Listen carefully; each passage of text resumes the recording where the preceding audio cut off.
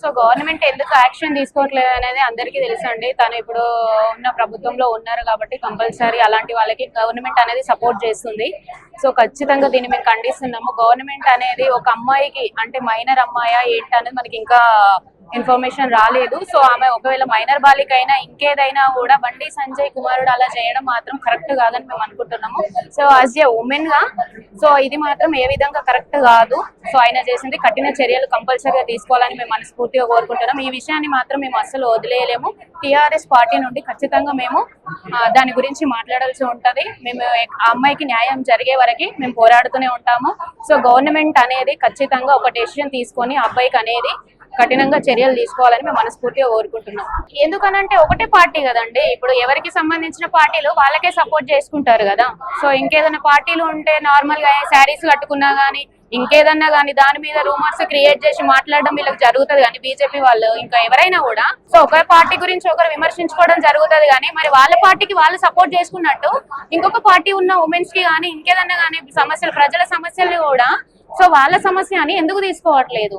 So ఇప్పుడు బండి సంజయ్ గారు అనేది బీజేపీ కాబట్టి కంపల్సరీ బీజేపీ నాయకులందరూ బీజేపీ వాళ్ళకే సపోర్ట్ చేస్తారు.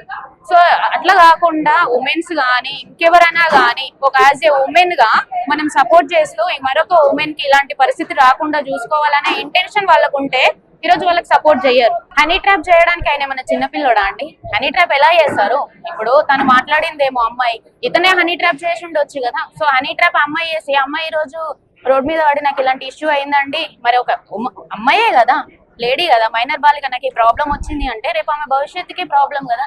సో అలాంటి అమ్మాయి హనీ ట్రాప్ అది ఇది అని చెప్పడం ఇది ఏమాత్రం కరెక్ట్ కాదు.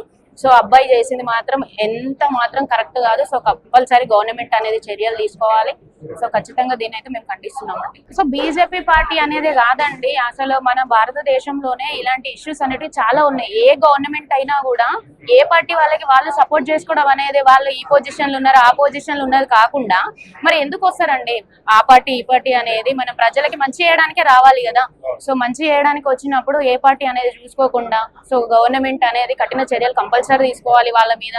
అసలు ఇలాంటివి జరగకుండా నెక్స్ట్ టైం కూడా ఇలాంటి ఇష్యూస్ మళ్ళీ రిపీట్ కాకుండా వాళ్ళు అనేది మంచి ఇంటెన్షన్ తోటి గవర్నమెంట్ అనేది వర్క్ చేయాలని మేము అనుకుంటున్నాం. ఇప్పుడు ఆయన ఏమున్నదంటే వాళ్ళకి ఏముందో మనకైతే తెలియదండి. ఇప్పుడు ఏం లేని వాళ్ళకి అది ఉంది అక్క మాట్లాడకపోతే, ఇప్పుడు కవితక్క గారు మాట్లాడకపోతే టీఆర్ఎస్ నుండి కవిత గారు మాట్లాడట్లేదు, బండి సంజయ్ గారికి కవిత గారికి ఏదో లావాదేవీల ఇష్యూ ఉంది సో అందుకే మాట్లాడట్లేదు అని మాట్లాడారు కదా. మరి సీఎం రేవంత్ రెడ్డికి ఏముంది? బండి సంజయ్ గారికి ఉన్న సీఎం రేవంత్ రెడ్డి గారికి సో ఏముంటే తను రియాక్ట్ అవ్వట్లేదు. ఇప్పుడు పైకి సపరేట్ అంటున్నారు, మరి గవర్నమెంట్ ఎందుకు రియాక్ట్ అవ్వట్లేదు? ఈ రోజు అమ్మాయికి అంత ఇష్యూ అయ్యి అమ్మాయి బయటకు వచ్చి నాకు ఈ ప్రాబ్లం ఉంది ఇలా అయిపోయింది అని అంటే హనీ ట్రాప్ అది ఇదని ఎలా అంటారు?